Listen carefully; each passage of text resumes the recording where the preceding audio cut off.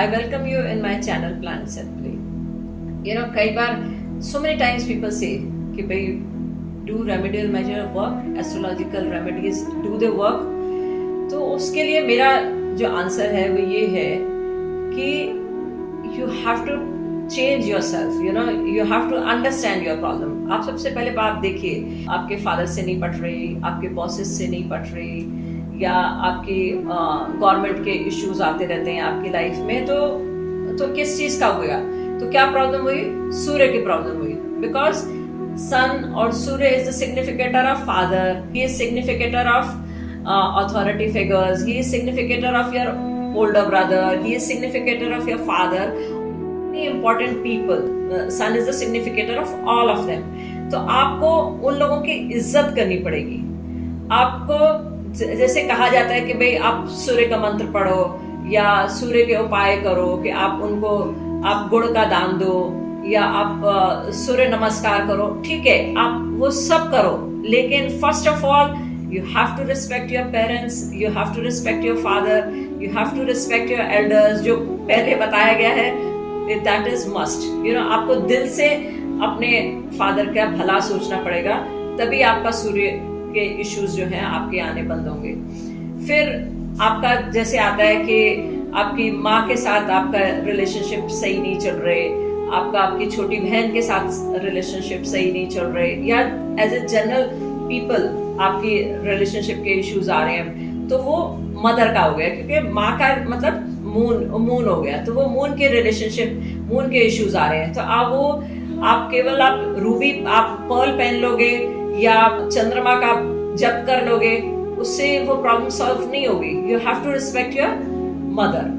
ऐसे ही जैसे ब्रदर के साथ इश्यूज आ रहे हैं, तो मंगल की प्रॉब्लम है, या आपका एक्सीडेंट हो जाता है, या आपका कहीं ना कहीं चोट लग जाती है, तो दीज आर मंगल इश्यूज.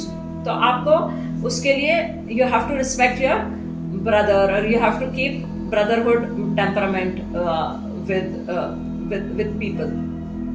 इसी तरीके से आपका गुरु का इशू आ रहा है, तो आपको अपने गुरु की इज्जत करनी पड़ेगी, क्योंकि गुरु टीचर का कारक है. आपको ब्राह्मण जो आते हैं, जो फिलोसोफर्स हैं, जो इंटेलेक्चुअल हैं, उन लोगों को रिस्पेक्ट करनी पड़ेगी.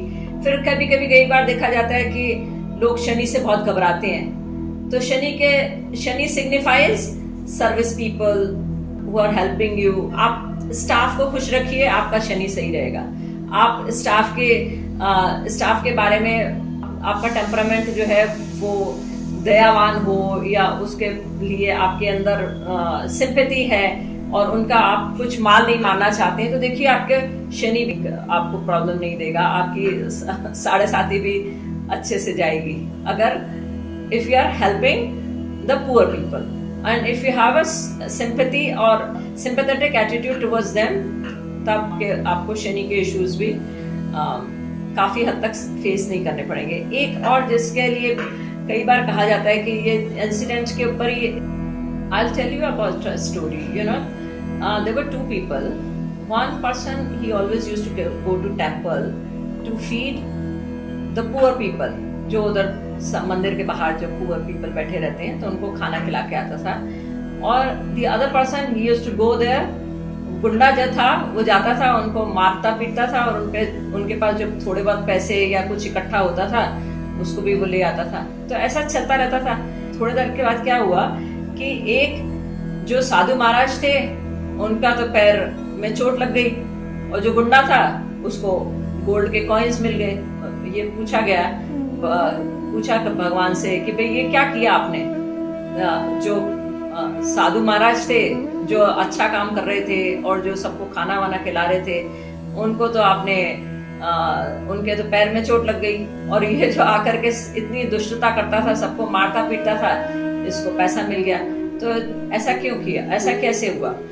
तो भगवान ने बताया कि जो पंडित जी थे, उनका जो था वो मृत्यु योग था. मतलब उस दिन उनका केवल पैर छूट के रह गया, otherwise he would have died on that day. और because of his good karma he got, मतलब उसका जो खराब पीरियड आया वो बहुत छोटी सी चोट से चला गया. और जो ये गुंडा था इस दिन इसको बहुत बड़ा मतलब साम्राज्य जैसा मिलने वाला था, and he got only very few points.